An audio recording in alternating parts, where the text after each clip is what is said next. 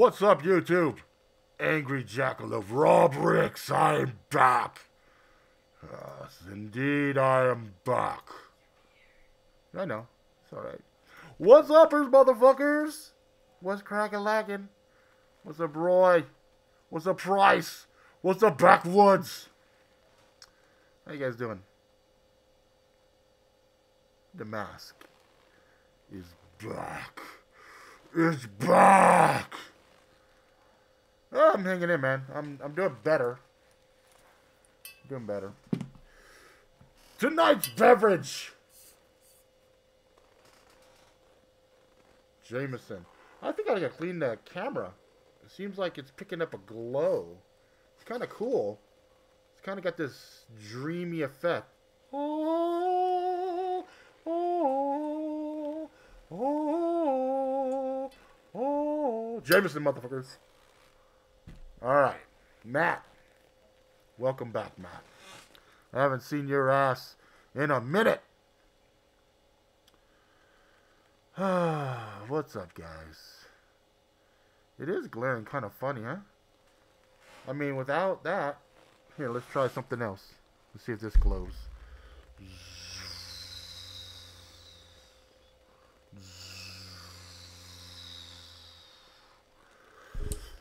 Yeah, I forgot to wash it. I broke out something fucking fierce. You see this shit right here? I don't know. I got an itch. You know, it's just there. I don't know. Anyway, I'm just fucking around. I saw the mask and was like, oh man, I haven't had this baby on in a minute. Yeah. Oh, because you can't drink with a mask on. That's the big problem with a mask. You just can't drink with a fucking mask. Somebody needs to put like a straw hole or something in the mask, so that way you can still drink some beverages or something, you know. But yeah, that's the mask. I love this mask. Got this made for me years ago by what was his name? What the fuck was his name? That was my boy. He did a lot of my leather shit. Oh, Dan Skins. Leather Emporium. Yeah, he used to make some really cool fucking shit. Yeah, I also just manhandled the shit out of the camera, so I bet you I got some oil from my fucking hands on that bitch. And so it got all... You know what I mean? But it's all good. It's all goody-goody in a hoodie. So let me take a sip of this beverage first. Quench my thirst. And then we got the world famous. You freaking me out. You freaking me out. Meow, meow, meow, meow. Gonna drink a little bit of Jameson. Brand new bottle. Just brought this shit back from me on the trip. Hey, that's awesome, Matt. You gotta have your straw attachment on the gas mask so you can get to the tasty beverages and shit. You know what I'm saying? What the fuck is this little plastic shit here? I guess that's to keep you from overspilling or whatever. Let's see. Oh, it makes a nice little gook sound to it. Ooh.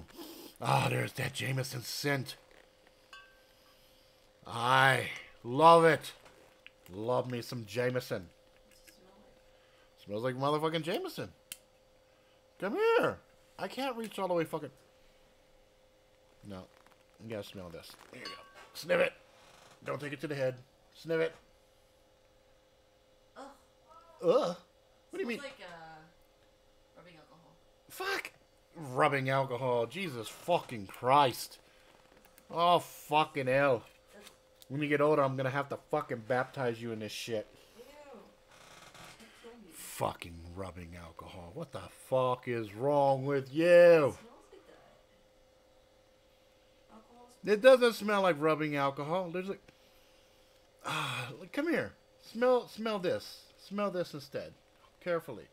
Just smell it. Okay, this one smells... Yeah, you smell it? It smells like nail nail polish remover. Oh, fuck off. Nail polish remover. It does. Jesus fucking hell. Smell different, but Nail polish remover. Fuck. Here you go to you fucking fine people.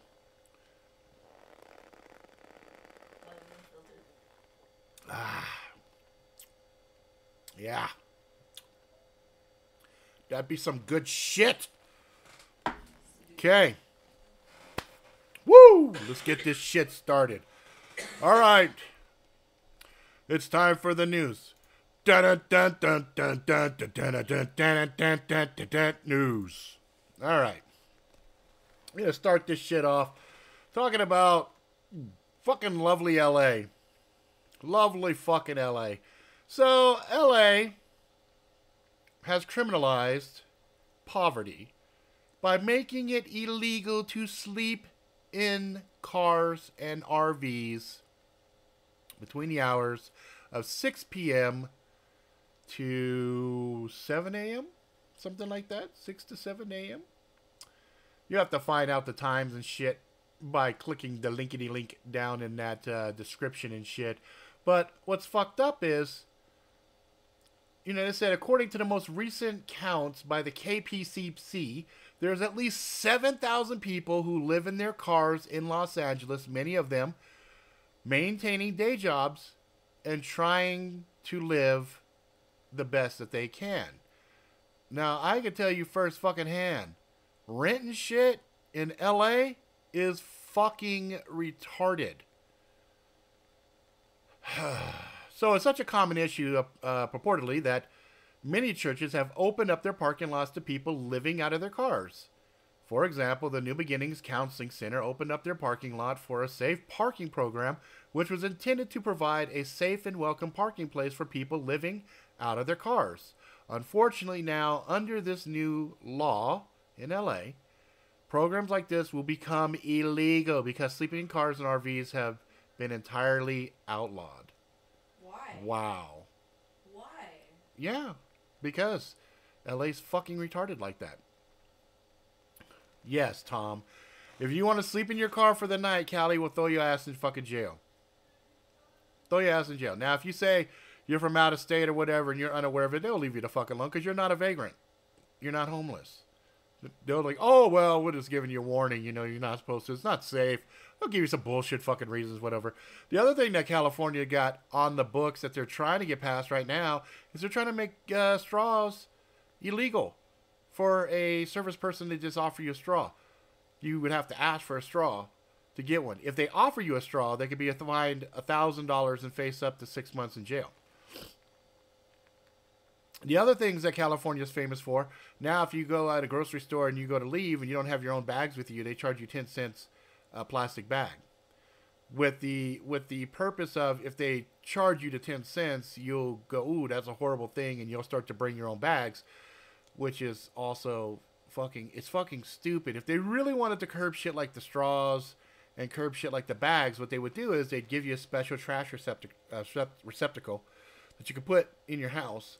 And then when you're done with your shit, like your straws and your plastic bags, you'd put them in there and it would compact it down. And then when the fucker goes, bing, shows green, because it's compacted it so much that it can't go anymore, you could take it to a location, turn it in, and they would give you some kind of a credit towards your utilities or some kind of a rebate at the end of the year. They'd say, oh, you turned in 15 of these things, we're going to give you $100 or some shit, right? So reward you as opposed to penalizing you. See, California likes to rule with an iron rod. They like to say shit like, you do this and you'll be punished. That's what they like to do.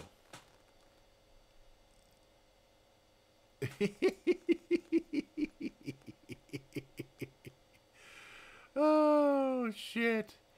Yeah, they don't want people to sleep in their vehicles because, you know, it's probably unsightly or something like that. I don't know. I don't know. Maybe that's what it is.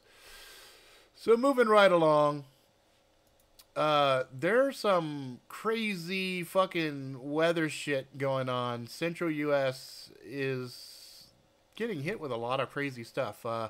Says bracing for major storm systems that may cause tornadoes, significant flooding. A lot of the ground was frozen in certain areas, causing there's kind of a perfect scenario for massive flooding. And they've already seen, things just flooding like crazy. And people are like, well, why the fuck is this happening? It's because they got this thing called I think it's called the Maya Express, which is supposed to be a type of storm that happens once every 500 to 1,000 years. But the last one they had was in 2016. So now you might as well say that this shit's going to happen every 2 fucking years. You know what I mean? See, what if I'm not even homeless, just want to spend an ask God? Do we need to seriously review the legality of these laws? I totally agree with you. They do the same thing here in Port Townsend, Washington. Absolutely insane. Indiana's flooding. I wish the rain would stop. Yeah, we got some crazy snow that just hit us out here. That was a little on the surprising side. We were running really warm for the longest time. Unseasonably warm. And then suddenly, man, we got fucking cold. We got snow and shit outside. It's fucking crazy. All right. I really didn't even want to fucking do this. But this shit right here is just so fucking redonkulous that I don't know. I kind of have to. Because it's affecting everything. It literally is affecting everything. Okay? My joke section is filled with polarized political shit because of this fucktard right here. Now, I'm not even going to get into my normal conspiracy theory shit. I'm just going to take the narrative that this motherfucker went bananas and went into a school and shot some shit. I'm just going to say, he got some money because his mom died, left him $25,000, and every year after that, he was supposed to get another $25,000. With $25,000, yeah, he could definitely upgrade from that piece of shit airsoft pistol he had to some serious weaponry. So that answers one of the questions that I had. Where the fuck did he get the gun? Second thing is, there were tons of warning signs about this particular cat right here that went unanswered. And it was an extreme breakdown in the system. You can go and get all kinds of conspiracy after the fact, but at the baseline narrative, it's fucking bad. It's bad. If the FBI already hadn't looked bad, now they look like a bunch of bumbling fucking Three Stooges idiots. And it's sad. It's sad because, we depend on the FBI to do a lot of the heavy lifting for the nation. And to have somebody, exactly, Jay, to have somebody have 39 incidents reported and have friends and family calling in, snitching him out, you got to ask yourself the question, is it just gross negligence or is it something more sinister and malicious in nature? I find the timing of this shooting also incredibly interesting. And exactly, Price. I just saw that article as well that said 4 of the cops didn't go in. Now, I could believe one of these motherfuckers was a coward. Because remember, originally it was 1 deputy. I could believe 1 deputy would be a coward-ass bitch and not go in. I could believe maybe 2 might not go in. But 4 not going in, that more sounds like a stand-down order than a bunch of fucking bitch-ass fucking cowards. The FBI told this guy could be dangerous and did nothing. Thankfully, Trump is trying to legalize armed teachers. It's sad. I think here in Utah, our teachers can actually have concealed carry. I'm pretty sure that's the case. But I see a lot of, here's that's a sad thing that I'm seeing happening. And it's really kind of bothering me because, I have a lot of good friends and they're grabbing articles and shit and repeating stuff on these social platforms that are just outright not true. They're posting stuff like, there was an article from 4 years ago when a Utah teacher shot herself in the leg. I think she was in a bathroom or something like that. I can't remember the specifics of the story. But they ran with that shit and they said, minutes after Trump suggested teachers should have guns, this woman shoots herself. I'm like, then that bitch must have went back in time and shot herself because that shit happened fucking 4 years ago. And a good friend of mine had posted that shit, and smartly he went and deleted that shit from his timeline. And it just is very frustrating to me because I know everybody thinks this is a gun grab. Guys, it's not a gun grab. It's a distractionary tactic. And it's a divisive tactic. It's impossible for them to grab the guns. They can't grab the guns. So, if they tried to grab the guns, they'd have a fucking civil war. And logistically, it's impossible. You know, you're talking maybe you could hit one fucking state at a time. You know, kind of like what they did in Louisiana after Katrina. But you're not going to hit, like, fucking, imagine them trying to hit Texas. Good fucking luck. It ain't gonna fucking happen. You would start to see a lot of body counts. And, you know, the fact that it's a constitutional right, you couldn't get the military really involved in that because with Katrina, you know, the justification there was, oh, you know, we have this big storm, everybody is acting crazy, we want to keep it safe, we just want to get your guns. I think it was a dry run to see just how compliant people would be and if they would hand their fucking guns over, and they did. But you try that shit as an outright ban, good fucking luck. Good luck. Australia's mandatory buyback only resulted in about 30% of guns. Yeah, that's true. The other thing, too, is people are really misquoting Australia. Australia still has people with guns.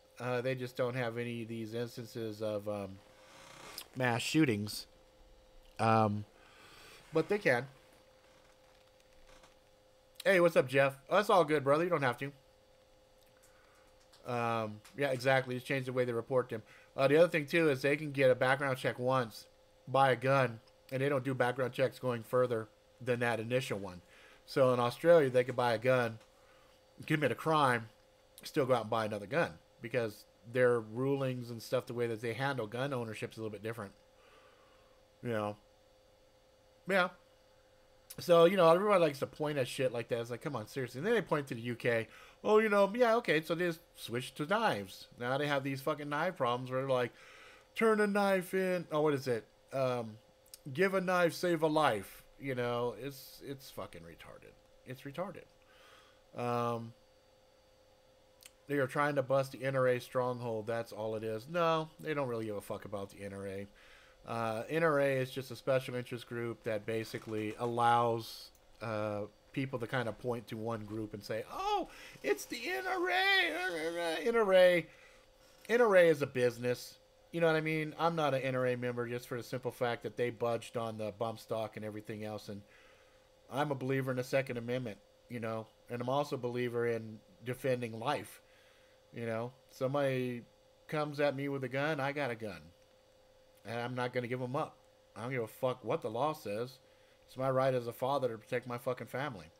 So that's it. I don't give a fuck what they say. Schools are soft targets for shooters, unarmed, unsecured, and totally unprepared. The violation of our right to self-preservation is the single largest failure of our government. You know, I used to use schools as an example to say why we didn't have terrorists.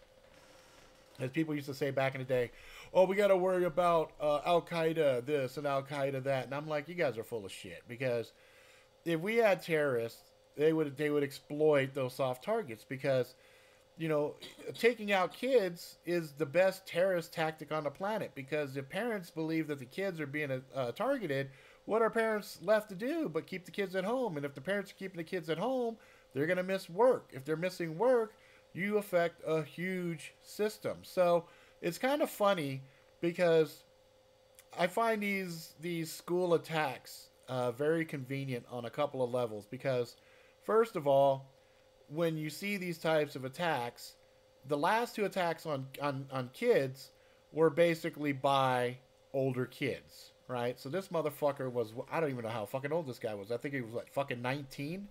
And then the one that did Cruz, the guy just recently. 19, that means he already graduated. Yeah, but he had problems while he was a senior and shit. So he got expelled or whatever, and I guess he came back and handled some business or whatever is how they're framing it. Anyway, let me do this here. So then, yeah, 19, Jay, thank you.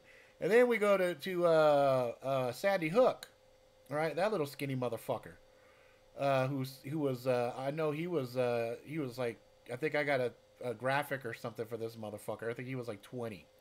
Um, you know, he stole his mom's gun, and he went and did this shit. Now I find it very interesting that these aren't your typical quote unquote terrorists. These would be constituted as disgruntled motherfuckers. Yeah, you might want to double check, Jay. Lanza, I think Lanza was actually 20 because there's this whole push for, oh, you know, you got to be 21 to get guns. And I got this graphic that shows the ages of all the fucking mass shooters and shit, right? So if you stop and think about it from a logical point of view, and the schools represent the softest targets that we have that are critical to our infrastructure, then that's when you start to smell something's kind of funny. Because, you know, with the Muslim terrorists that, you know, a lot of folks are screaming and crying about, you would think the schools would be hit on a regular basis. You would think the malls would be hit on a regular basis because the malls aren't really protected. They're not hardened. Some malls might have a very small police station inside of them, but they're not equipped to handle some kind of a orchestrated terrorist attack or something. And so that's why I used to say, you know, a lot of stuff that we see are distractionary tactics with acceptable body counts, right? And then the other thing is when you look at stuff like Sandy Hook, and you go look at the FBI database and you look at the Social Security information on deaths, those kids aren't even listed. So that's always something that's kind of interesting to look at, right? The problem in our society, we glorify violence in movies, TVs, video games, and we expose the kids to it before they mature enough to understand. Yes, that's true, but that is the responsibility of the parent. The parent should be screening everything that a child is exposed to. And most of us do a pretty good job of it until the kids hit about 5 or 6. And that kind of coincides when the motherfuckers start talking and won't shut up. And when they start blah, blah, blah, blah, blah, blah, you just throw something in front of them. Here, look at this shit. Leave me the fuck alone. I'm tired. I can't deal with this. Right? You put them in front of a video game machine and the motherfuckers suddenly get quiet as hell. Ooh, yeah, that's great. You know? You put them in a movie, they go, ooh, that's great.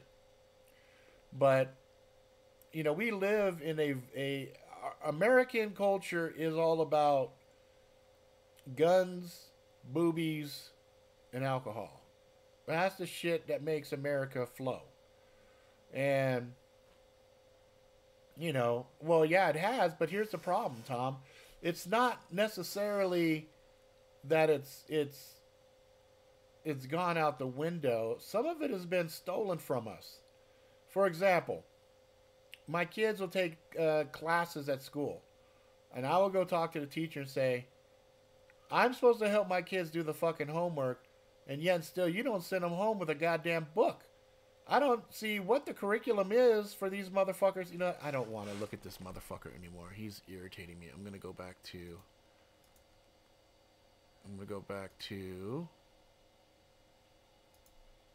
this one. That dude was fucking irritating me. I don't want to... Huh? Cruz. Oh. Anyway. Not that one guy. Huh?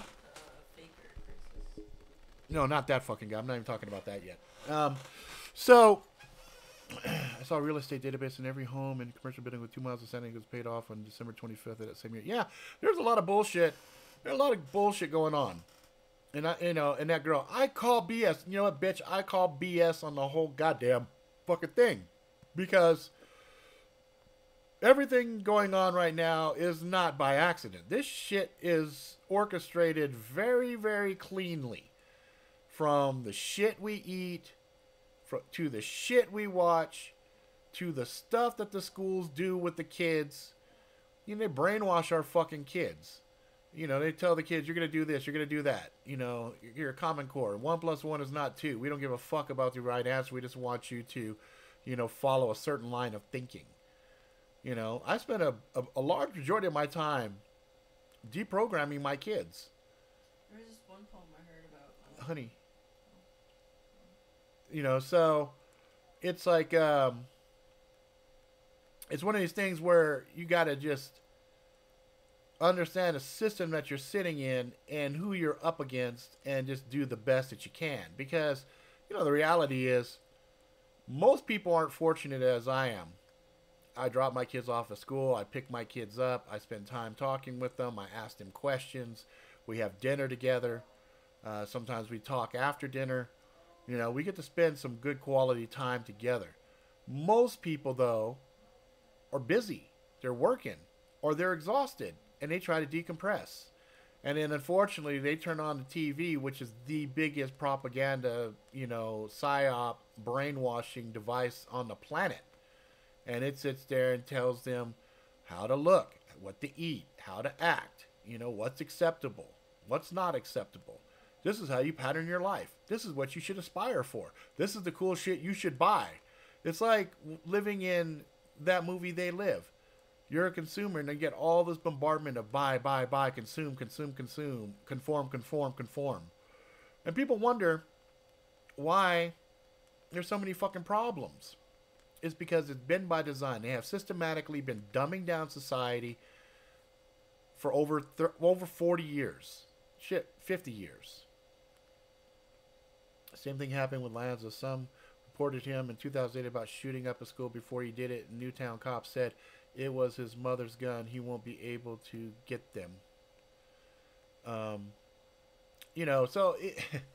it's one of these things where I gotta caution you guys, because if you start to scratch below the surface and you start to go down certain rabbit holes, you start to realize just how insidious and fucked up this whole system is. It really is the Matrix.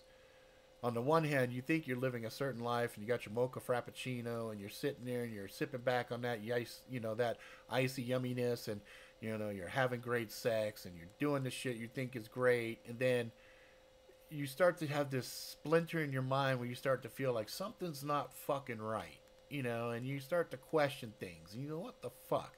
And it's not what is the Matrix, it is what is the truth. And then it boils down to the truth is we are bought and paid for fucking smart cattle. Our job is to consume products. That's it. Make money to consume products. And then when we fucking die, we get a certificate of death. We get married. We get, marriage certificates. We get kids. We get birth certificates. It's all bullshit. It's all serialized numbers, and that's all we are to these motherfuckers. And if you start to wake up and realize that you're fucking a slave in an invisible cage, you start to get really irritated with it. And if you start to say certain things, well, then they start to label you as a conspiracy person, or you're a fucking blah, blah, blah. You fuck around and you start to organize people to fight against your oppressors, against the people that are enslaving you. Well, whoever is playing leader in that little group is going to catch a bullet or catch some other bullshit, and, they'll get ruined.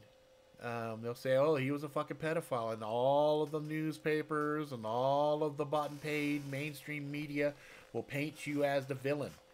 And then your best friends will go, oh shit, I can't fuck with that dude. Look, they labeled him as a fucking kiddie porn motherfucker. You know what I mean? And then who do you believe? Do you believe the law enforcement? Do you believe the fucking news? They're all in cahoots. It's fortunate enough we have this shit like this right here, but even this, look at the steps YouTube's going through right now to fucking ban channels and Twitter and all this other stuff. Look, I normally don't talk this shit. I normally don't speak so freely and loosely as I am right now. But this might not be here next year, guys. This shit that we're doing right here might not even exist next year. It might be replaced with something else that is severely controlled, severely monitored. Because I have 1, 2, 3 cameras right in front of me. I have an Xbox camera right here. I have my cell phone right next to me. It was leaked a long time ago. There's tools out there that they can tap into any of this shit and listen to anything I fucking say or do.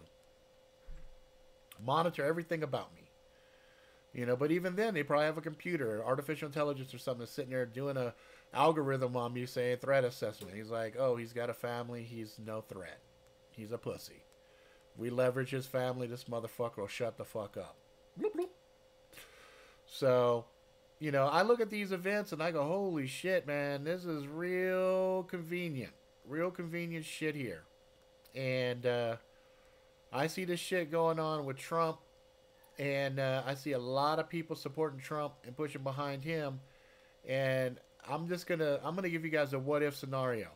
Okay, because I don't believe things happen in the void. I think there's people in power that position things in such a way for their own gains.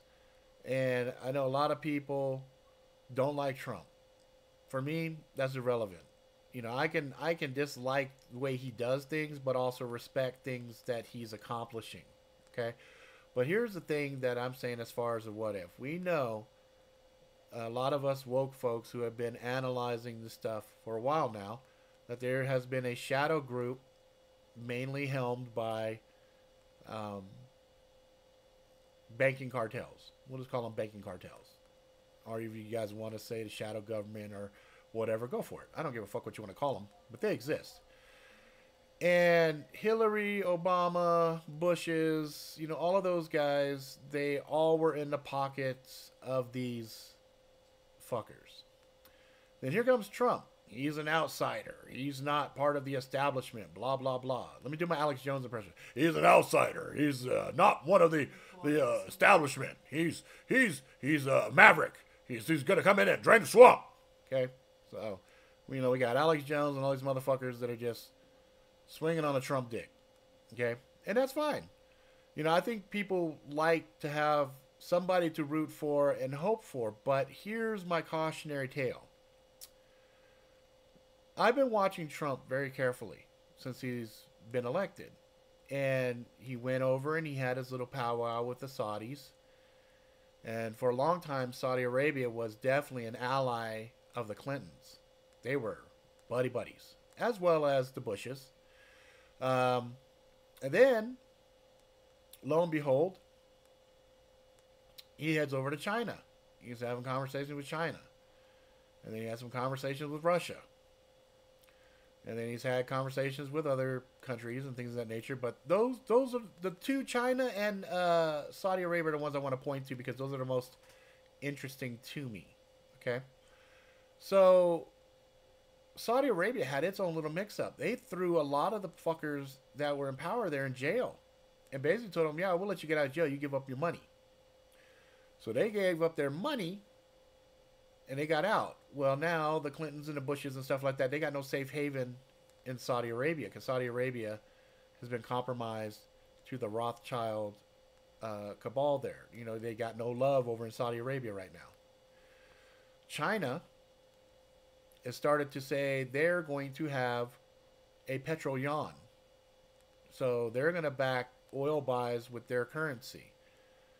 The last few countries that tried to knock the petrodollar off the platform was Gaddafi. He was going to back it with the gold dinar. We had Saddam Hussein.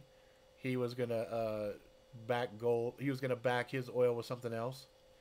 And so we were able to go in and fuck those guys up. I mean, literally, you know, take Gaddafi, put him on the hood of a car, and sodomize him with a fucking knife. Before they, you know, did the rest to kill his ass. You can't do that with China. China's too goddamn big. And they got the backing of Russia. So if the U.S. dollar is going to fail as the reserve currency for oil in the world, what does that mean for America? Oh, that's bad. That's bad. That's motherfucking bad. Now, Trump's not an idiot. Trump ain't about to lose his wealth. Okay?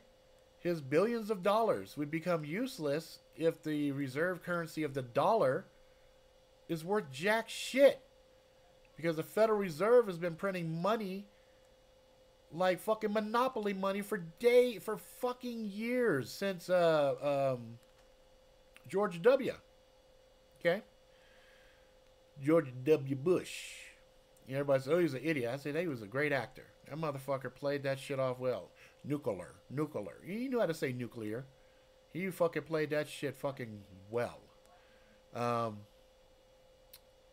So now Trump is in his position, well, he's going to drain the swamp, most definitely. He's going to save America. He's definitely going to save America. If he is successful, and it looks like he's going to be successful with the moves that he's playing and the way that things are happening, he's going to be successful knocking down Hillary, Obama, you know, a lot of these McCain, because this is on both sides. This shit is going to affect the right and the left, and it's going to be very interesting to see what happens. But then, here's the deal, guys. America is saved, but who's the new shadow government? Because make no mistake, whenever there's a vacuum,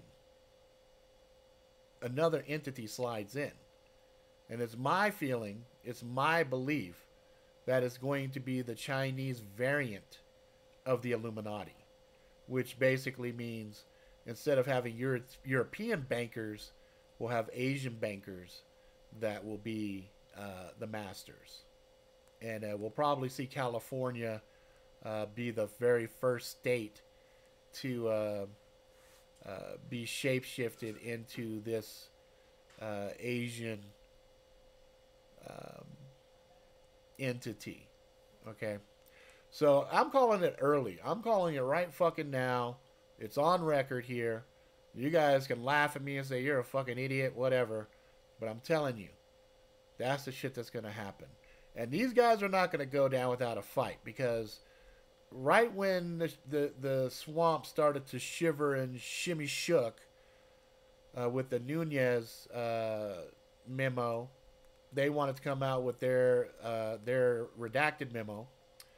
But it doesn't matter what it comes out, because it doesn't matter if somebody's being investigated beforehand or whatever.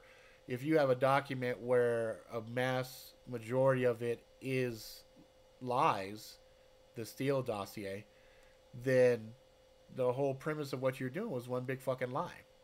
So it's a very, very bad thing for the FBI, Department of Justice, things of that nature.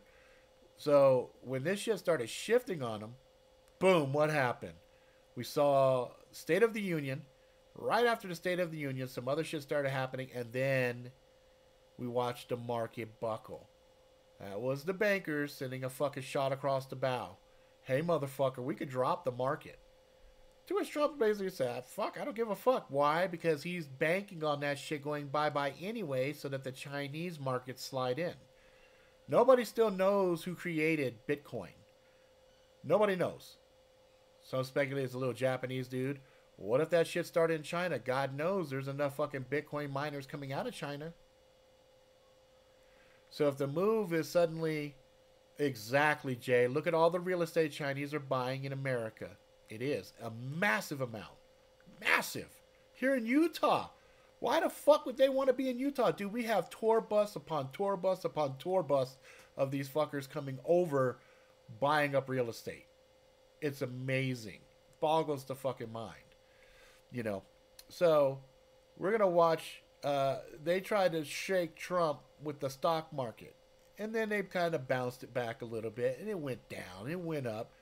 The bond market has been shitty, getting real shitty for a while, and suddenly this is getting propped up. There's a lot of weird shit going on that's on these fabricated markets, okay? Even Bitcoin, they were shaking Bitcoin a little bit. There's a war going on between the different currency types and everything. Bank of America recently just came out and said Bitcoin is a big threat to the United States currency.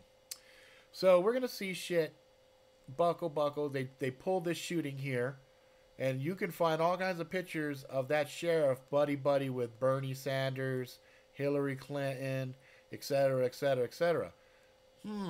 Okay. Could he be in the pocket of some secret organization? I haven't seen a motherfucker you couldn't throw a fucking bucket full of money at that wouldn't say, okay, I guess I could look this way. Hey guys, don't go in. Stand down. Stand down. We don't know. This is all what ifs. This is all hypothetical here. Okay? Now, they're getting desperate. You see a lot of these motherfuckers taking off. They're leaving. They're trying to get the fuck out of Dodge. Trump passed a executive order that says if you are caught being part of human trafficking or anything else, They can snake all your money. They can, you know, go after a lot of other shit that they used to couldn't go after, but they can go after now.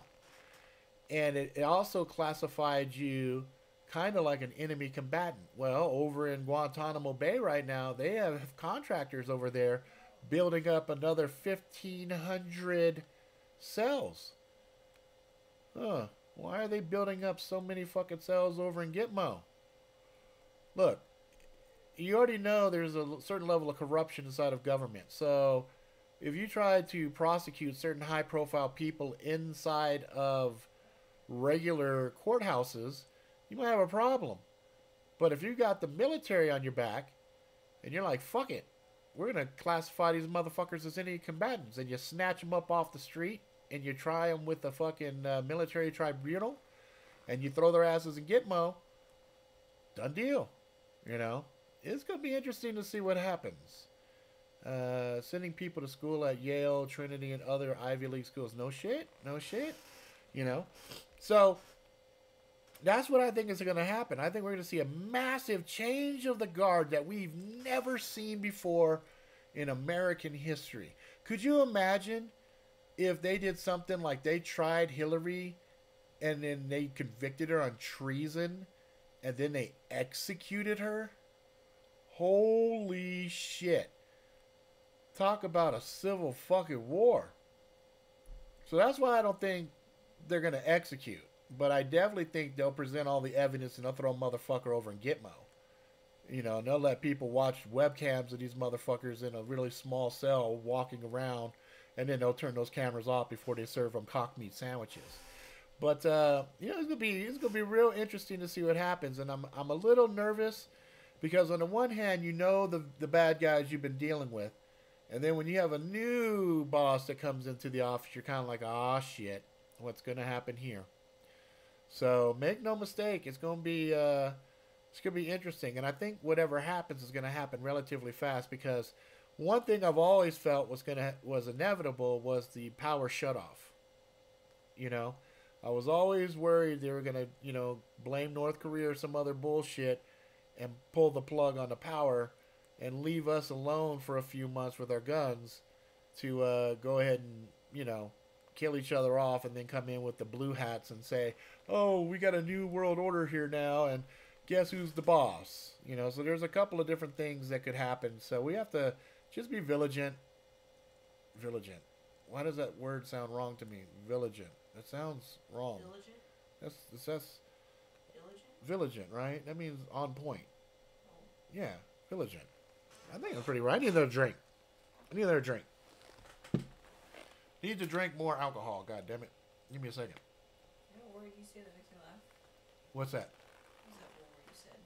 What word do I say that makes you laugh?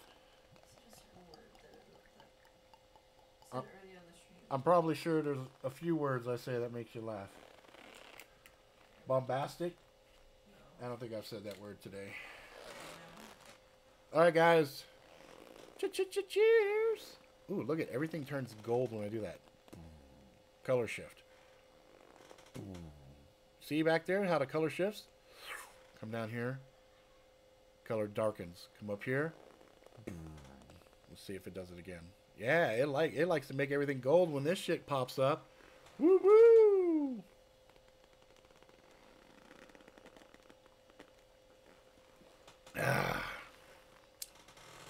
Yes, we do, Ethel. They've been logistically positioning UN equipment for the past fucking 10 years. It was pretty quiet for a while, but in the last 5 years, they've just been blatant. You used to see fucking trains with this shit just fucking flowing. You see videos of people saying, why are these UN tanks and use transports and everything else here?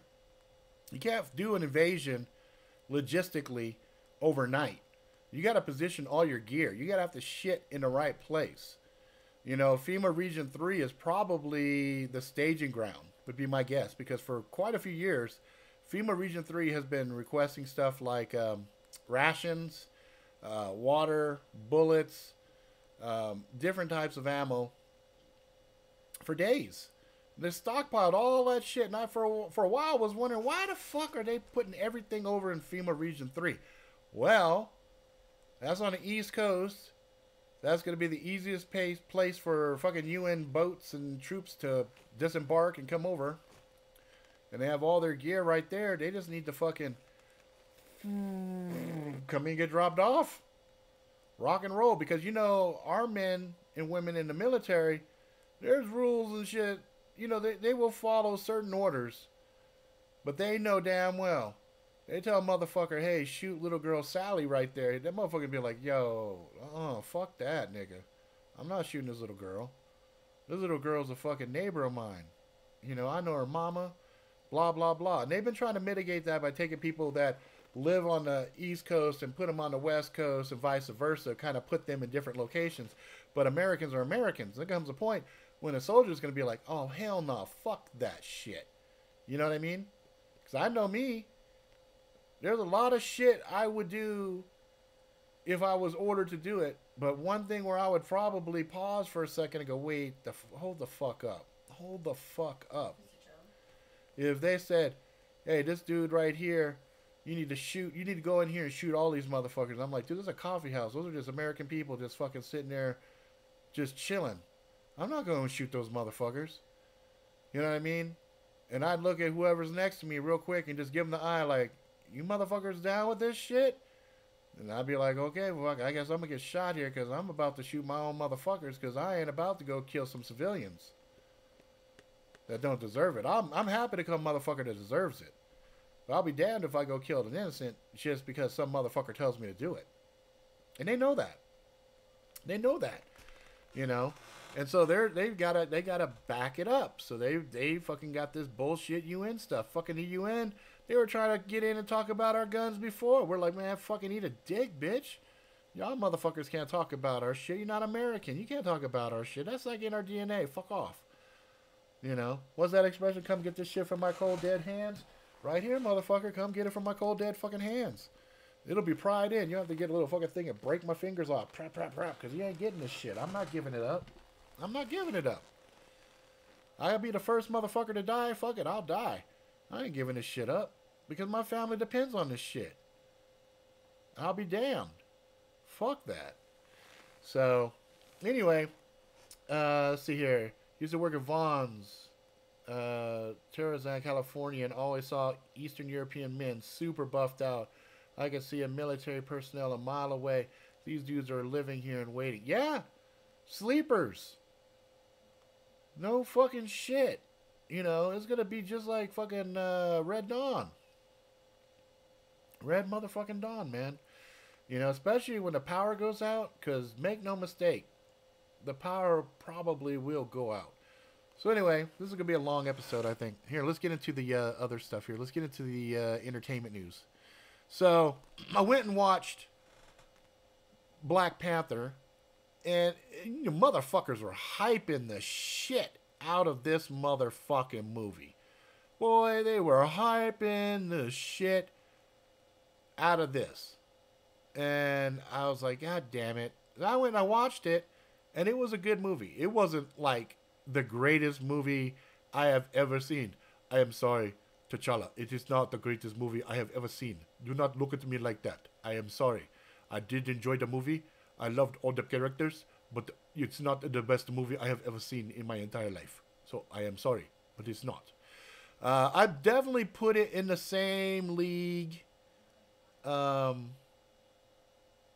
know, as shit like maybe Matrix, okay? But I did like Captain America Civil War. I like that one a little better. I thought that was a better movie. But this was amazing, though. The characters, the acting, the wardrobe, the cinematography. It was great. And it had some shocking moments in it. And I'm not going to spoil it. But, you know, it was good. Let's see here. What was that? Oh, Wolf. This is a Walther PPX. Here, I'll go back. Hold on. I'm going to come back over here. This is a Walther PPX. And I have on the front here... Did it die? Oh, I guess the batteries died. Motherfucking hell. See this shit, man? Batteries? The battery fucking... Oh, wait. We got the light working. Maybe the laser's is dead. I'm gonna have to put some new batteries in it. But, like, it's got, like, a little flashlight. Yeah, it's fucking dying. SOS. Save me. Yeah, this motherfucker. But I got a, you know, the PPX actually has a small Picatinny rail up on the front. So it allows me to put that in there. And I just absolutely love this. It's 9mm. I really, really do love this gun. It's got a really amazing trigger pull on it. It's awesome. Oh, gear check? Okay, so I got... So, you know, those lights failed on me. I got this light. Boom. I got this light. Boom. I've got blade number 1 right here. That just hangs right here on my jacket. So you see I got this D-ring, double D-ring here. And then I got a magnet that's down inside the lining of the jacket. Actually, I've got a couple of magnets. You see how this comes off and goes on? So I've got magnets in different parts of my jacket. So if I, you know, for example, here, I'll take this off right here. Put this guy down. If I want to put a blade on me, I can have a blade sitting here while I'm doing something. So if I wanted to just put a blade and just be able to keep my hands free. So I got this other little blade on me. And that's my main shit that I have on my jacket on a regular basis. And then I got some stuff that hangs off on my off my belt. So I usually have my M4X Punisher and stuff like that. But I've moved that. I moved the M4X Punisher now to my battle belt and my harness. So I've been getting that all geared up because shit's getting so stupid. I'm getting gear ready just in case. Not to sound like, ooh, I'm gonna John J. Rambo shit, but I do want to be ready. You know what I mean? I just hate how they politicized the movie. They call it Black Panther first black. No, it wasn't the first black superhero, but it was the first hero movie. It wasn't. All the other ones were like anti-heroes. So if you looked at Blade was like an anti-hero. If you looked at Spawn, not Spawn. Oh fuck, what's his name? Was it Spawn? Yeah, Spawn. If you look at Spawn, he was an anti-hero too. That was Michael J. White, right? So those guys were like playing anti-heroes, and it was medium budget films. This was a first black blockbuster film with a pretty decent fucking budget, with, you know, a wholesome lead character. It's like Michael Jordan versus some of the other basketball players that weren't, you know, super flakes ready or whatever. You know what I mean? So that's what I think that's what they were alluding to. But, you know, they've had tons of other black superheroes. So, you know, I don't know what the fuck they're talking about. But, you know, getting back to it, you know, it was really good. And I really, I really enjoyed the way that things went down. The characters felt very authentic. I enjoyed seeing my old stomping ground of Oakland represented. And it was neat. It was a neat movie. And as a person who was raised by a black father and is intimate with the black experience, it was a very good movie. It was a good movie that if I was a black man and I took my kids to see it, you know, I would be proud of them emulating these characters, you know, because they represented honor and pride and, you know, a bunch of stuff that just was really, really good. And they also tackled some interesting concepts. You know, do you stay as an isolationist, or do you have an obligation to step out and, you know, help other countries where you can? And so, you know, that was good. I enjoyed that. I'm not going to do any spoilers on it, but I did like it. Let's go ahead now and start talking about some movies coming out fairly soon here. So we've got a movie called Primal Rage, and it's Bigfoot Reborn. And I saw the trailer for this, and this is going to be one of these one-offs. And you see right there, it says in theaters for a special one-night-only event February 27th. So this is going to come out probably direct to video pretty quick after. You'll probably be able to download it and all this other stuff. But it actually looks pretty goddamn good. It looks pretty fucking good. I'm actually excited to watch Primal Rage. Let's go ahead. Now, we've got Death Wish coming out with Bruce Willis. And of course, you know, this is not a new series. The original series was with Charles Bronson. And he did an amazing fucking job. Charles Bronson was a motherfucker. He was a bad son bitch, boy. Woo! You know, I remember watching all of the Death Wish series. And I really, really, really enjoyed it. And that's why I was kind of like, Bruce Willis, huh? You know, I like Bruce. We'll see. We'll see how it works out. You know what I mean? We'll see what's up. Now, my boy Roy is going to be watching this Garen fucking T, Red Sparrow. You know, it's got Jennifer Lawrence in it. He loves him some Jennifer Lawrence. I got mixed feelings about this. You know, I feel a little La Femme Nikita. I feel a little bit of Point of No Return, which was the American version of La Femme Nikita. And of course, this feels like the backstory for Black Widow. You know what I'm saying? Let's see. Now, this movie right here, Wrinkle in Time. I'm very interested in watching this movie because it deals with quantum realities, things of that nature, and I'm a big fan of that stuff. I like to have my mind expanded and you know, look at different variations of reality and things of that nature. It's a Disney movie, and it's going to have a lot of subliminal shit in it, so I'm going to definitely go in and watch and see what's what. But I am interested in seeing this movie. I am interested to see this fucking movie. Let's see, Charles Bronson 50 cal for the win. J-Hall Gear Check, My ProTac Light, Gerber Boot Knife, ASP Generic 4-inch Fixed Blade, P22R, 220R, 4Max Total Plus, 357 wheel snub nose 1 speed loader. Price passed. Yeah, he definitely passed. That is a fucking good gear check right there, brother. All right. Now I think Price is going to enjoy this one as much as I am right here. It's called the Hurricane Heist. And the concept is they're transporting some military they're transporting some Federal Reserve money, and there is a huge hurricane bearing down on the establishment, and these guys decide to rob the place while this is going on. This is some popcorn porn right here. Like, I am really looking forward to this shit. And, you know, it's from the director of Fast and Furious. That should tell you enough. So imagine a perfect fucking storm, a heist job, and you got some Fast and Furious shit in there. That is gonna be fucking fun. Fucking fun. So I'm looking forward to that one. And that one is coming out March 9th. Then moving on, we got Tomb Raider. Now, oh my fucking Lord.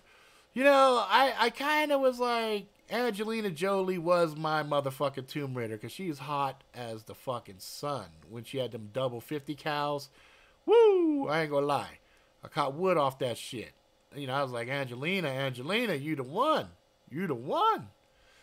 But this chick right here feels very true to the video game that I just played of Tomb Raider, where she died a bajillion fucking times.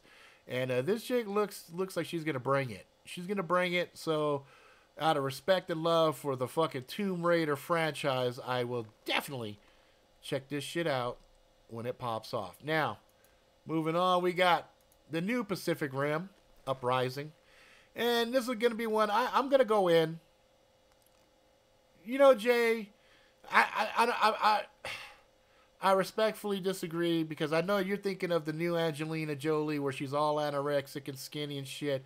But the original one, man, she was woo, woo, woo.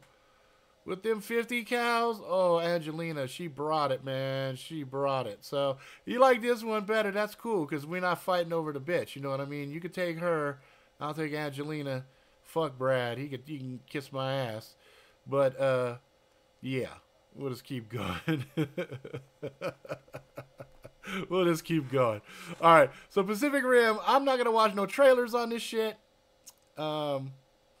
I know, right? How many times did she impale herself trying to make that jump across the rapids? Jesus Christ.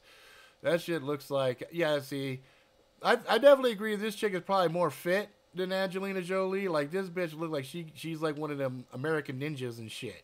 You know what I'm saying? So, Price of J, you're welcome to the athletic one. Me, I want the more, more sultry, 50 cal caressing, nice, cute little British accent, puckered lips, yay, yay, Angelina, let's go. Now, getting back to Pacific Rim, I don't want to see anything about it. I don't want to watch any trailers. I just want to watch this shit and just escape from reality for a few minutes, just and enjoy it. This could be a complete hunk of shit for all I care. It's got big giant robots and monsters fighting. That's all I fucking need. So come March 23rd or sometime after, I will watch this motherfucker as well. Now this one, this is special. This movie right here is something fucking special. It's called I Kill Giants, and oh my fucking God, I am excited about this one. I'm excited about the concept. I'm excited about the implementation and execution on it. It looks fucking great. It looks fucking great. And it's based on a comic book series, and I am... Oh, fuck that, man. She can take damage. Shit. That just makes me feel more like a man if she's like, oh my God, you gotta back up. You're hurting. Oh, come on, baby. Take it. Take it. Take it like a champ. This motherfucker right here, I Kill Giants, is coming out. I will watch that as well. I love it. Ready Player One. I think a lot of people are looking forward to this movie just for the nostalgia and the Easter eggs. And oh my God, that's this thing, this movie. It's Back to the Future. It's this, it's that, everything, right? And it looks like it's got an intriguing storyline to it. It's good sci-fi. Steven Spielberg. I'm excited about it. So, Ready Player One. That's coming out. I'm looking forward to it. We'll see what's up. Now, let's talk about some shit that's popped off on a DVD that you can grab right now. There's streaming, DVD versions, etc. First one is called Blade of the Immortal. Now, I have heard great fucking things about this. I heard this shit is so fucking over the top, it's not even funny. And I'm an over the top kind of motherfucker. I dig crazy shit. And you see all them fucking blades, come on, enough said. The guy, regenerates. He's kind of like the ninja version of Deadpool or something. So I'm like, oh, okay, enough said. I'm going to watch that when I get a chance. Nah, she ain't going to fall apart. She can handle. She can handle. I'd like to prove that point to you guys. I'd like to prove that fucking point. But I think my wife would be very upset with me. But I might be able to get away with it. My wife would probably say, okay, that's one of your 5, That's one of your dream 5s. If you're actually lucked into having sex with Angelina Jolie, there you go. Plus, I'm handicapped. She'd have to do all the work. So I'd be on my back. She'd just be riding the fuck out of me. So it's all good. She can't get broke that way. You know what I'm saying? Now she's a skeleton. I'm talking back when she made the movie. So I gotta find a fucking picture of her back then. She was fucking hot back then. I said that before. Back before, not now. Now, oh my God, I agree with every fucking thing you guys are saying right now. Bag of bones, right fucking now. But back then, she was cool, man. Like her in Wanted. Come on, man. Come on. You guys are hurting my soul here. Anyway, this motherfucker right here, Accident Man. I covered this one a couple of weeks, well, probably about a month ago. And this one looks really intriguing because there's all these different assassins, and he's the Accident Man. And this shit's out. It's out right fucking now. Now, what's coming on Netflix? We got some good shit coming on Netflix. I gotta fucking get you guys up to speed here. Boom! Jessica motherfucking Jones. The first start off for the Netflix Get Down. Okay, Jessica Jones was the very first one out the gate. Before Daredevil and everything else, there was Jessica Jones. I believe. I might be wrong. I could be inebriated. Slightly. I doubt it. But I think she started it. Then it was Daredevil. Then it went Luke Cage. Then it went Iron Fist. I believe that's the order. Anyway, I love the fact that they're not giving barely anything away. In fact, all the trailers that they've showed of this season 2 are flashbacks to season 1. I'm like, oh, I like that, Netflix. I like what you're doing there. You're not fucking giving shit away. You're being enigmatic. I dig it. I dig it. So we'll see this little sultry, mean, fucking superhero bitch get down very fucking soon. I think it's coming out in the next couple of weeks or something like that. Series of Unfortunate Events, Season 2, My lord, season 1 was so much fun, was so enjoyable. I gave it 2 fucking thumbs up. Happy as shit. It was fucking outstanding. Highly recommend it if you have not seen it. It was just a lot of fucking fun. It was really done well. Really done well. My daughter is a huge fan of Voltron. I have not watched any of it. I'm just calling it out just because she loves Voltron. And I know there's some other people that watch it. So heads up, 6 more episodes coming out. Game Over Man. Now, this one is fucking retarded. It's so fucking retarded, it's fucking funny. So this one comes out at the end of the month next month on Netflix. I'm going to check it out. This one, The Outsider. Outsider in the world of the Yakuza. Oh my God. If you haven't seen a trailer on this bitch, you need to check it out. It's fucking good. Woo! I loved it. I love the trailer on that shit. If you haven't seen a trailer on that one, go check it out. It's called The Outsider. So that's all of the entertainment stuff that I wanted to cover. Actually, there was one more thing. Hang on. I forgot one. Where the fuck is it? Where the fuck is it? Did I not put it in here? I could have swore I put it in this bitch. Nope. See, that's Black Panther. Yeah, I didn't put it in here. There's a game coming out. Hang on, let me add it in here. Game. I downloaded it because I looked to see what video games are coming out next month that were fucking worthy of us to take a peek at. And there was only one fucking video game that I found that I was like, oh shit, I'm actually excited about that shit. And I think it's relevant, and I think it's fucking interesting, and it's fucking Far Cry 5. That's this bitch right here. I'm actually going to make this bitch full screen. Just like that. That's what I'm going to do. Just because this shit looks fucking cray-cray. You know, I saw some of the screenshots of some of the video game clips of it. God damn, this looks good. This looks good. So I just want to share that. Okay, now we get back over here. So, let's see. What's going on Netflix? They were supposed to add the next season of Z Nation, but I still only have 3 seasons. I don't know. I never, you know what? I only watched a little bit of the very first season of that one.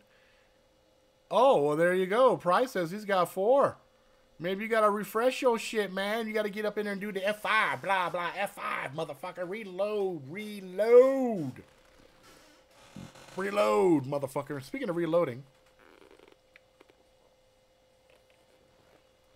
I think I need another shot. Another shot of gasoline. I live on 115. If you guys know what song that is, I will give you fucking massive props. I wonder how many of you motherfuckers are Googling that shit hella fast. I need a shot of gasoline. I live in 115. I'm taking another drink of this. Here we go, motherfuckers.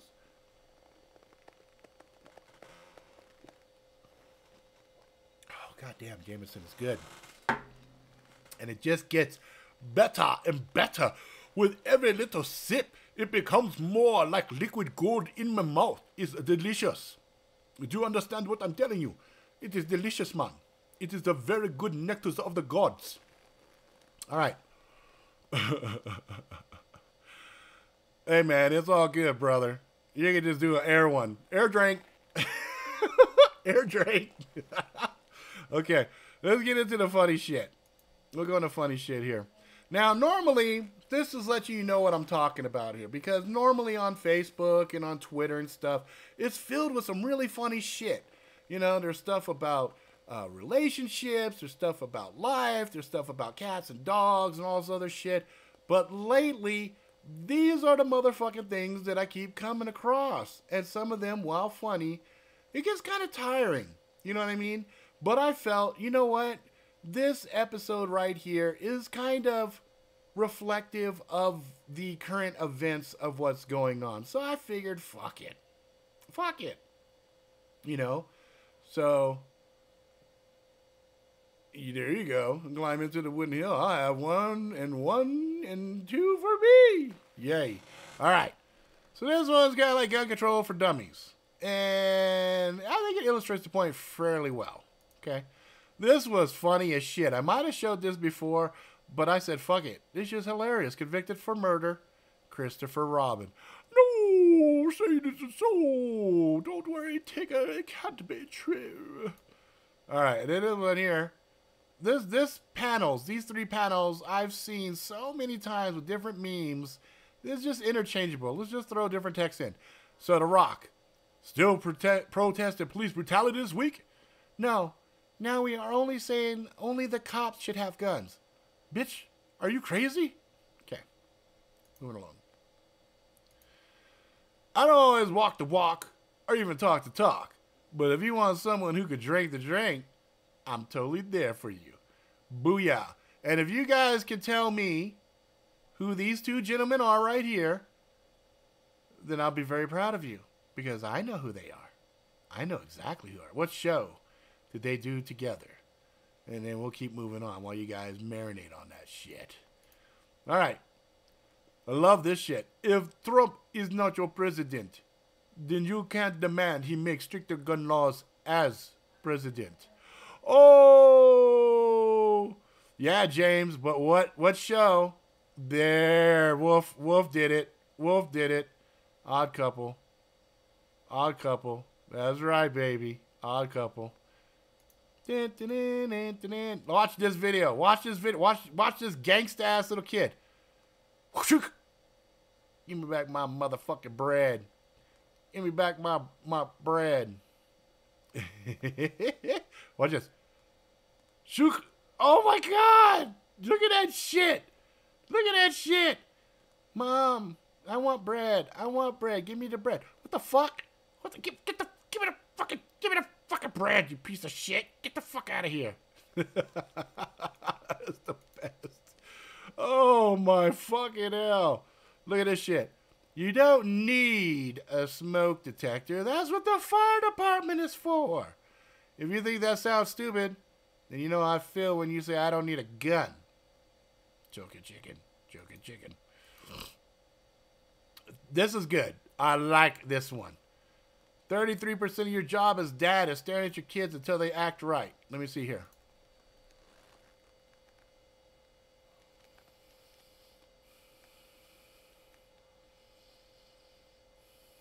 Anyway, I was fucking around.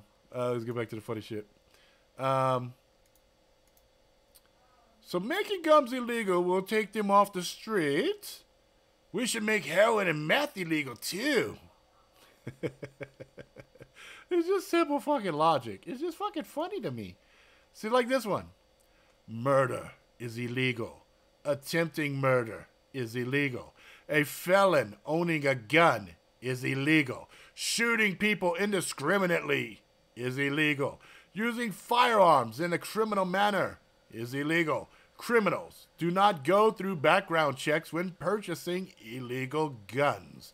Explain how criminals will follow new laws. Explain how new laws will make us safer. Explain how restricting law-abiding citizens even more will make us safer. Oh, you can't? Then your argument is invalid. Exactly. That's what I'm fucking saying. I have a bunch of military friends, so this shit's kind of funny. People always think because I'm in the military, I know if we're going to war. Bruh, I don't even know what time I'm getting off of work. She's right, you know. Morgan Freeman. This shit, I think a lot of us longtime workers can totally feel. When you first start a job, you are a motherfucking slave, doing anything and everything. Then the last, you're there for a while, you're like, man, fire me. I fucking dare you. Fire me, motherfucker. This is what I was alluding to earlier. Good thing they want the age raised to 21 before you could buy an AR-15. Oh, wait. This motherfucker was 64. This motherfucker was 39, 26, 22, 25, 35, 23, 29, 41, 21, 20, but he took his mom's gun, and 28. Huh. That don't make a lot of sense now, does it? When you put it in that perspective. And then we got, bruh, she's too redneck for you, bro. That, I kind of was torn. Part of me was like, that shit's horrific, but part of me was like, dude, I want one of those. I'm serious. I fucking want one of those. You know what I mean? Call me fucking crazy, whatever, but I'm like, dude, I want one of those. That shit was fucking badass. A fucking squirrel pencil bag? I'd rock one. Oh! I almost forgot. Speaking of custom nice shit that motherfuckers make, peep this shit. Boom! My motherfucking Big Mike, I've been following him forever and a day. Spirit of the Bear. He just put this shit up on fucking Facebook and Instagram. This is some shit he did. Peep this shit. Boom. Look at the work that this motherfucker does right here. This was a little thing to hold a tablet. You know what I mean? So if you guys like this shit, I mean, take a good look at this. I want one of these. This is fucking badass. I want him to do a fucking journal for me. You want to see more of the shit he does? Because he does sheaths for blades. He does some really cool shit. He's done some stuff for Dark Timber and some other stuff. His thing is Instagram.com/spirit_of_the_bear_design. Spirit of the Bear Design. Definitely worth checking his shit out. He's a fucking good dude. Was that dude? Have you seen the dude that makes his dead cat into a quadrone? I did. And you saw those people upset about it? Like, motherfucker, it's his dead cat. Who gives a fuck? I think that's ingenious. Could you imagine that cat coming at you? That was fucking badass. It's badass. I like that shit. That shit was fucking great. So, anyway. Yeah, I'm going to show you guys my shark tooth again.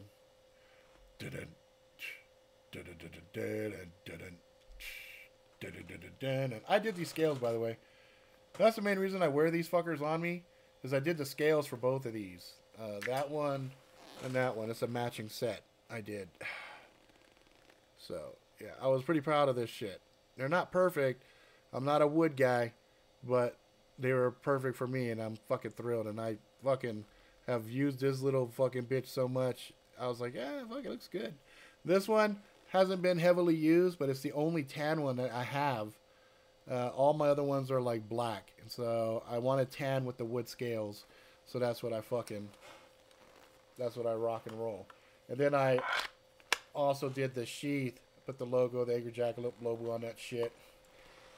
And bloop, bloop, bloop, bloop. Hey, you got part of that right, but the guns are the problem. Felons can't get them if they don't exist. That's true. They'll just go to knives or, oh shit, wait, let's make bombs. You know, bombs?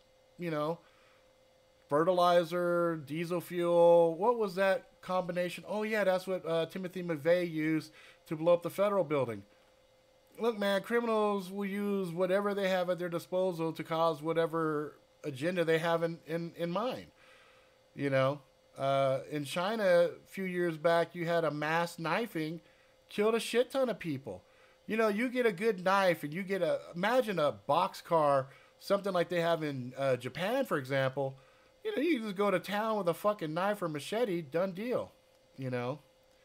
Yeah, Timothy McVeigh, government setup, same shit. I mean, they're all false flags. A lot of this shit is just false flag to push agendas, but I'm just saying to illustrate a point. I don't believe, you know, I was talking to my wife and them the other day. I said, you realize we live in some of the safest times, statistically speaking, since the 90s. Most violent crimes are down. Home invasions, things of that nature, etc., are all down. Markedly so since the 90s. And if you take out some of these democratic strongholds like Chicago and California and stuff like that, then suddenly we live in a very, very safe environment, you know. You can make a gun on a 3D printer in South America or make a 1911 simple machine tools, derp, yep. Bring a gun to a gunfight, be at war, see who wins. Yeah, I mean, you know, I wish, you know, my thing is this. Prepare for war, pray for peace. Nobody wants to kill another person, for the most part. You have some unique individuals that don't mind it, enjoy it, whatever. But I think most people don't really want to engage in violence. But I've always said, and I've said this for a long time, I believe violence has its place in society. I think violence is a necessary thing in a human experience because it is in violence that you can be defined and you also get checked. You know, it's like, I don't know how many times I've had people come up to me feeling emboldened and brave because they've got police or something else that they feel make them safe, and they just belligerently talk the maddest shit directly to my face, and I go, you know what, that's fine, because at some point everything's going to collapse and fall, and Murphy's Law will put you right back in front of me, and I'll slit your fucking throat. Because society is gone at that point. There's no rules to stop me from doing exactly what I want to fucking do. And there's an expression. Stress is caused when you violently want to choke the shit out of somebody, but you can't do it. You know, I believe in good violence. I believe if somebody slights you, you could say, motherfucker, you want to go outside? And then you handle business. You get your ass whooped fair, one-on-one. No foul, no harm. You know what I mean? But bring a knife to a gunfight, see who wins. Probably the knife. You know, a lot of it depends on the knife, depends on the situation, and depends on the person using the gun. I've seen a lot of people who have used guns that when shit hits the fan, they couldn't hit the fucking side of a barn. They panic so much, they jerk the trigger like crazy, and they don't hit nothing they're aiming for. You know, you have somebody who has a knife, they know how to use it in close distance real quick. I don't give a fuck if you got a gun. Suddenly, if your tendons in your arms are sliced and you can't pull that trigger, that gun becomes useless. It's funny, a lot of people think just because you have a gun in hand, no training at all, that suddenly you become this deadly, powerful individual. You still have to aim and pull the trigger. And it's harder than some people seem to think it is. It's not like a video game. It doesn't have auto aim on. You actually have to shoot the motherfucker. And it's funny, too, watching a motherfucker pull the trigger for the very first time. I had some friends I went shooting with. It was funny. This dude had just bought a gun. We're all putting our hearing stuff on. He's not putting any hearing shit on. We're like, dude, you need to put your ears on. He's like, no, it's all right. It's all right. We were outside. It wasn't like inside of a range. We're outside shooting. And I told him, dude, put your ears on. You know, just put these little plugs in. You're good. He's like, no, I'm good. He shot once. He shot his shit one time. His eyes got as big as fuck. He started trembling and shaking like crazy. He went back to the bench, put the gun down, grabbed his ears, put his ears in, and I could tell he was ringing. I could tell he was like, because, you know, fucking loud gun. And even when he shot, his first shot was pretty good. It hit paper far away, pretty decent. But all his other shots after that were all flies. He didn't hit paper anymore after that because he was anticipating the explosion, and he was fucking scared. And so he kept jerking, and he just was fucking missing everything. And we kept telling him, dude, just relax. Just fucking relax. Don't anticipate the trigger. Just go, and it'll go when it's going to go. And eventually, you'll know your shit so well. Shut up. Eventually...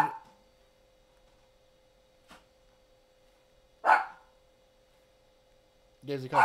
Daisy, come. Come. Shh. Come here. Daisy, come here. Where you at? Come here. Good girl. Come here. Come here. Come here. I'd rather have you here than barking. No barking, okay? I'll pet you. I'll pet you until the boy comes and gets you. So, you know, you got to practice with your shit. It's with anything, you know. If you box, you got to practice your boxing. You know, wrestle, you got to practice your wrestling. You know, martial arts, same deal. If you are, you know, somebody who uses a blade, a melee device, something like that, you've got to practice. I have a lot of people always ask me, what blade should I use? And the first question I always ask them is, what's the purpose? What are you using it for? What's the need? You know, and they're like, I need this or need that. You say, okay, fine. And then somebody will say something like, inevitably like combat or something. And I'm like, okay, that's cool, you know. But again, you have to understand how to use it, what the blade is capable of, what's the striking distance. Distance is always important. It's important with weapons of edge or even with a gun. You know, you got to know what range you're good at, etc. I have shot my Glock, shit, close to probably over 1,200 times. And I could probably go back and look at my receipts and see how many bullets that I bought. But I have shot the shit out of my Glock to the point where it is second nature for me in when I'm shooting with it and stuff. Hang on. Nope, I guess he's not coming.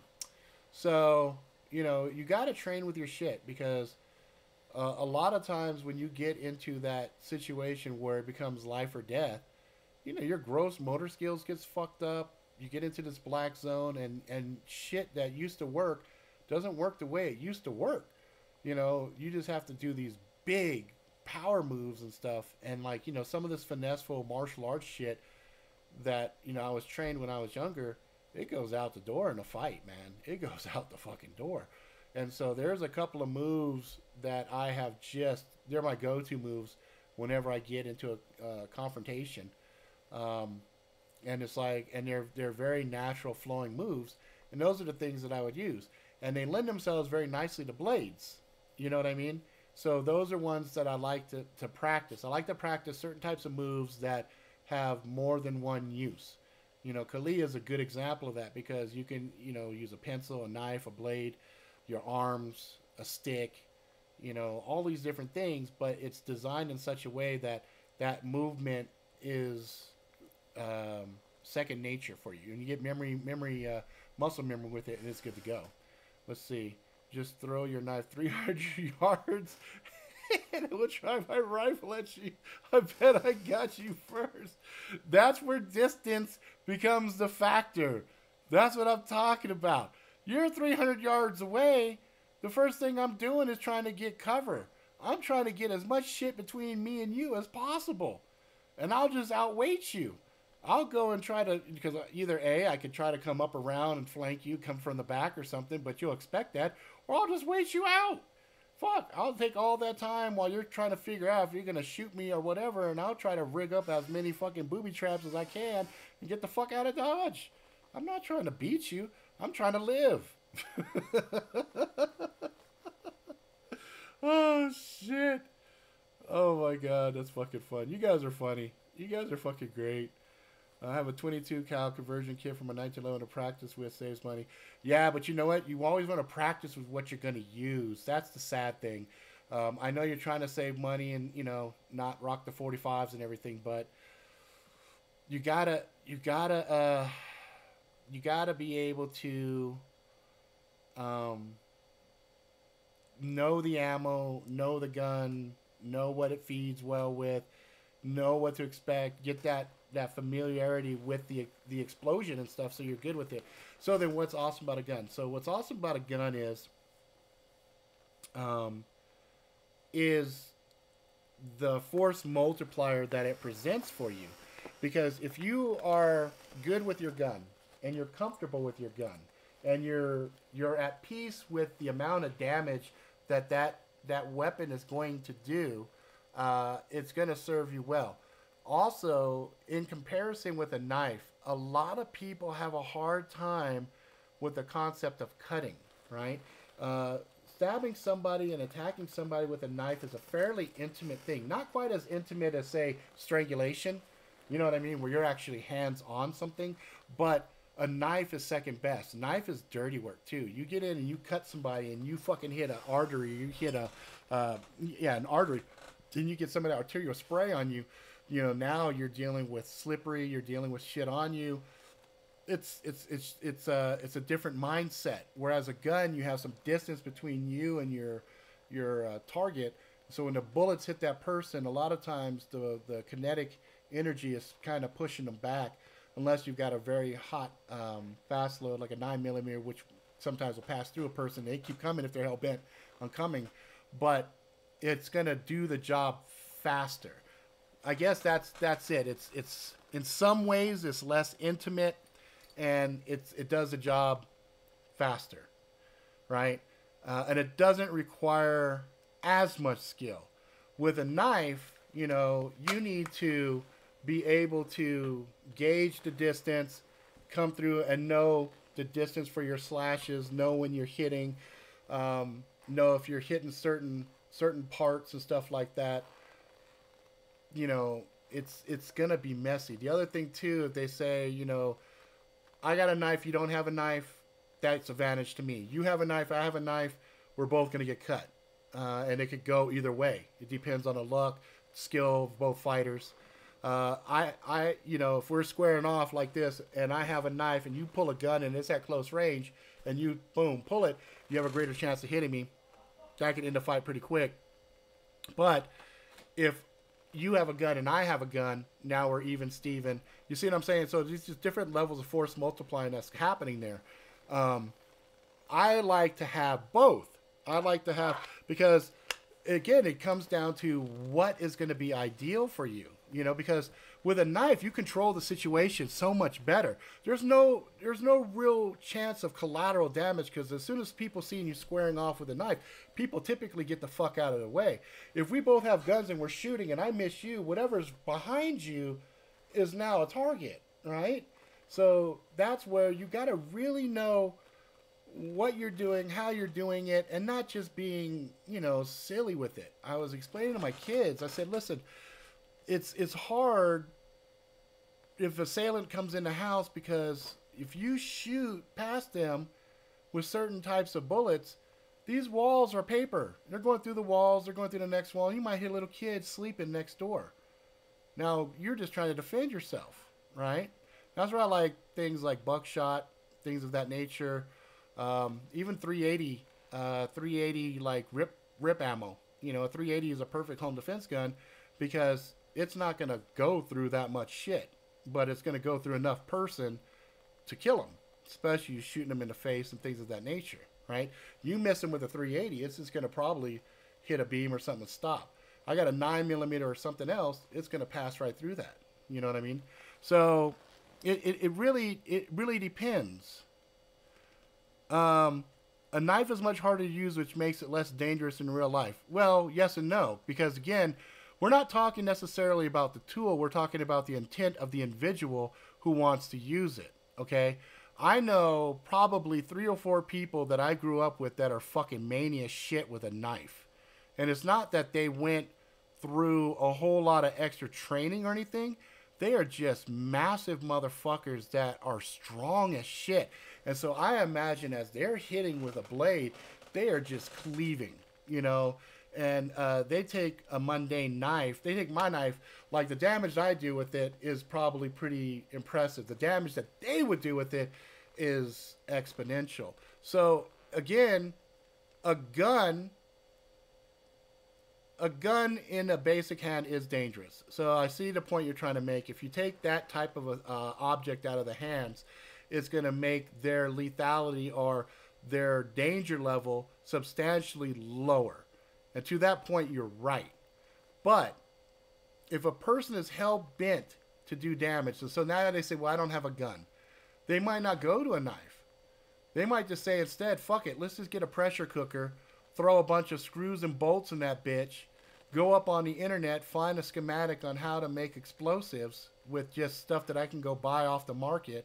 I just saw a thing earlier today where people were taking some detergent and some other stuff and some aluminum foil, and they're putting them in plastic bottles and they're slipping them in mailboxes. And when people come out and the tin foil hits the stuff, it creates a gas and it blows off fingers. You know, so this is the shit people have easy access to online. You can go and look up the Anarchist Cookbook. That was something that existed, you know, early internet. And they tell you all kinds of different ways to create bombs and things of that nature.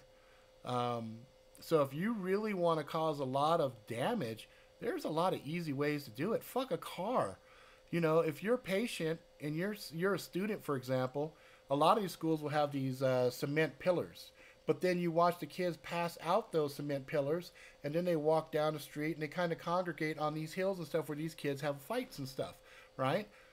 You could easily set up a scenario where you say, okay, you know what, I'm going to fight you on the hill. So everybody hears there's a big fight up on the hill, and they're like, okay, great. You go get in the car, you wait for the guy you want to fight to get up there, and you just go and plow right through these fucking kids with their fucking cell phones out thinking they're waiting for a fight. There you go. You got maximum damage. You know, it's not It's not hard for bad guys to do horrible things, which is why I laugh. That's why I say we live actually in a very safe time, and a lot of the stuff that we're seeing is propaganda. You know, is there violence? Is there people dying every day? Yes, there is. But take it with a grain of salt. We have 320 million people in America. If you look at the stuff that's really killing us, you look at the obesity, you look at the cancer, you look at the doctors killing patients via negligence far surpasses anything with any weapons. You got more people dying from fist and feet than rifles. So anyway,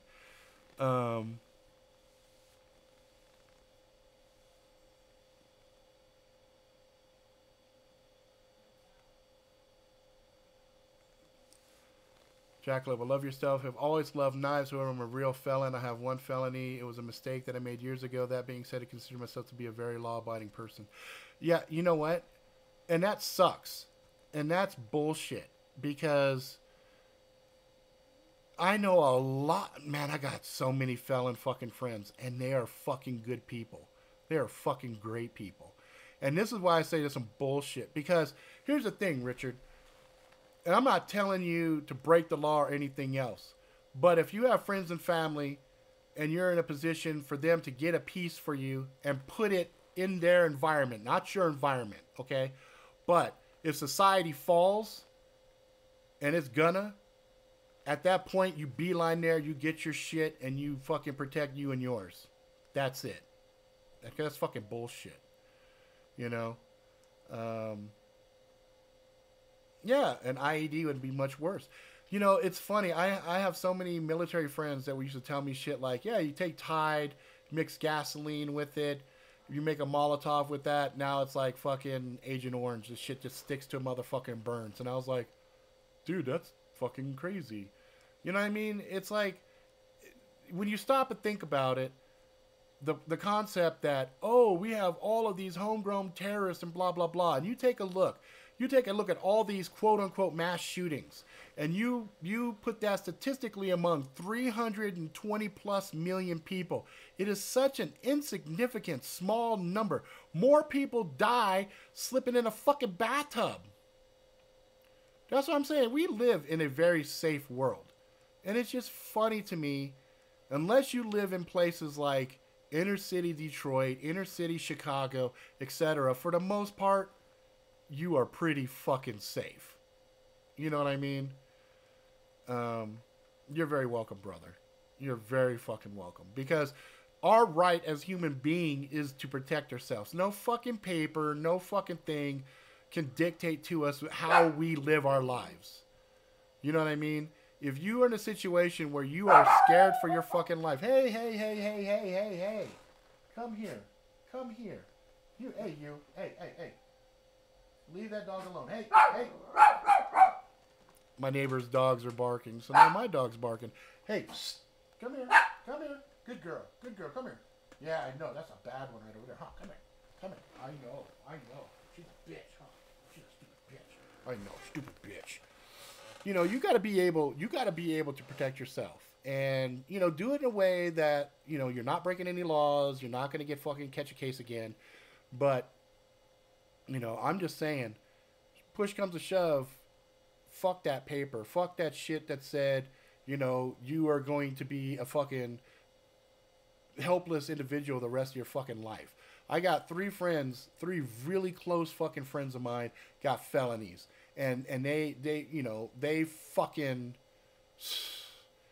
man, they tell me, man, I wish I could have that. I wish I could have this and blah, blah, blah. And I'm like, dude, just have somebody in your family have it. You get it. If shit goes bad, you have access to it. You know what I mean?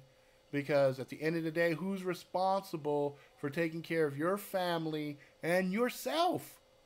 You have a responsibility to yourself to be able to defend yourself against anybody who wants to do bodily harm to you.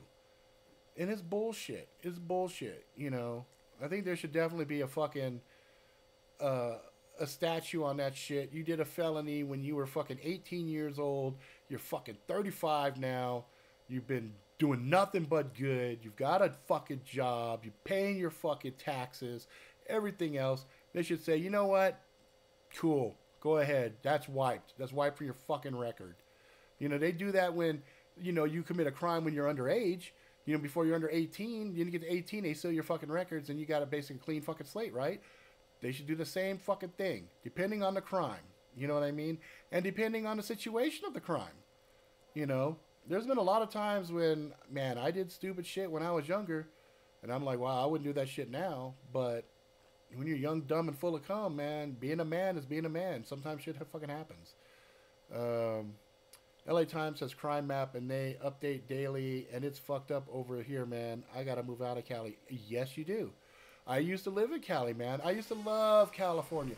I will never, ever fucking move back to that bitch again. Never. I don't give a fuck if I won the California lottery and it was like, okay, I get, you know, 15 million, but I gotta live back in Cali. Fuck that. Keep your 15 million. I'll never go back to that piece of shit. Ever. Never, ever, ever. You know what I mean? That's what I've always felt, and I now have a family of five. Oh, see, that's some fucking bullshit. Some fucking bullshit, you know? You know, especially if you happen to live, it's like L.A., for example, and you happen to be in a fucking shitty-ass spot. You want to have that peace of mind knowing somebody steps up and acts fucking stupid, you can lay the fucking, you know, fear of God on them. Like, back the fuck up off me. You know, guns are used as a deterrent 90% of the time without any bullets being fired. They pull a gun and say, back up, back up. The guy's like, hey, it's cool, man, it's cool. That's it. That's usually what happens. Very rarely do you get a motherfucker, you pull a gun, he walks up, what you gonna do, motherfucker? You know, very rarely. Very rarely. Now, it depends on the person. If you're like this, you're gonna get played. You're gonna get fucking played. You know, that's just the way that shit is. You gotta be willing to commit. If you walk with a gun, you better be willing to pull that fucking trigger. Because if not, why the fuck do you have a gun in the first place? Get some mace, get a taser, get some other non-lethal thing that you can stomach, and you can still fuck somebody's ass up. A taser will light a motherfucker up. I guarantee it. I have seen big-ass motherfuckers go down with a fucking taser. You can pick up a taser for less than $300. It's really easy. It's got a laser on it. You know exactly what you're gonna hit.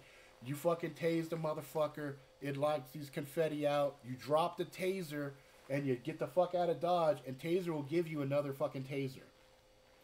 You file a police report. They go back and get the fucking taser and everything, and you know, you file a police report. They'll give you another fucking taser. I'm telling you, there's different ways to defend yourself. There's different ways. You live in a fucking spot where you can't have a gun or anything else, you become a weapon then. You go take some martial arts, you learn some stuff, you carry around one of your nice little tactical pens or whatever you use for pressure point manipulation, things of that nature. You have the right mindset, nothing can stop you. Now, obviously, you got the force multipliers you have to deal with and contend with, but for the most part, in a normal day-to-day situation, you have all the tools necessary to get out of the situation. At the end of the day, your best tool, your best weapon, the best thing to have on your arsenal is your fucking brain. You know what I mean? It's your fucking brain. Your brain is going to be your best thing. All right, I'm going to go ahead and wrap this up. I went way beyond the 1 hour I normally do, but, you know, it's been a while since I had a chance to hang out with you good folks, and I knew this was going to be a heated-ass one because I really tried to find other news that didn't revolve around this bullshit. I really tried, but there was nothing. Literally all the news is covered with this bullshit, you know? See, I went to LA 5 years ago to visit a friend of mine, rent a stupid high, our wives got mugged going to a liquor store. Yeah, inside of high crime zones like that, you're going to have that. You know, the last time I got mugged, okay, and it was at knife point, was... what is that? 19 years ago. Is that right? No. 29 years ago. Yeah, like almost 30 years ago. I got mugged by a knife. And I was like, fuck. I was a young kid. The last actual super fist fight I got in, the last real altercation I got into, where I had to really lay a smackdown on a motherfucker, was 19 years ago. The last altercation I got into, verbal, probably was like last week. And I probably have had dozens and dozens of those. But for the most part, when I get in a confrontation now, I'm just like, dude, what's the fucking problem here? And I just talk my way out of it now. You know what I mean? But that's what I say. We live in a lot better fucking times. Like, I was just in LA last week, and we were down on Venice Beach, and there were some sketchy motherfuckers that came up, and they were trying to say something, and all I did was said, hey man, back the fuck up off me. And they were like, oh, hey man, that's cool. We were just gonna give you some free CDs and whatnot. I was like, yeah, you trying to fucking hustle me, man. You need to back up, fuck up off me. And then they were like, all right, man, it's cool. It's cool. Man, we like your jacket. I said, yeah, you like my jacket? Back the fuck up off me. Go fuck with somebody else. And then they went and they started talking to some other people. But, you know, it's just, you know, anything you do, you got to be willing to commit. You got to be willing to go and do whatever it is you're going to do. Like, I carry a knife. You know, I told my wife, I'm handicapped now. I can't be sparring and boxing like I used to. It gets in a situation where I'm really thinking this is a bad situation. I'm probably going to go to prison, because you commit any kind of an act with a knife, because of the psychology of a knife, you're going to go to jail. You're going to catch more time with a knife than with a gun. You know, but you can't just pull a gun and shoot a motherfucker because, you know, he was trying to give you a fist fight, unless you're fearing for your life. But, you know, with a knife, I'll pull the knife and say, back the fuck off me. Anyway, I gotta take this call, guys. It's been fucking awesome. I love you guys. I will talk to you guys. If you like it, please subscribe. Tell your friends far away. Until next time, motherfuckers, be good to each other, good to yourself. Live life to the fullest. And I'll see you later.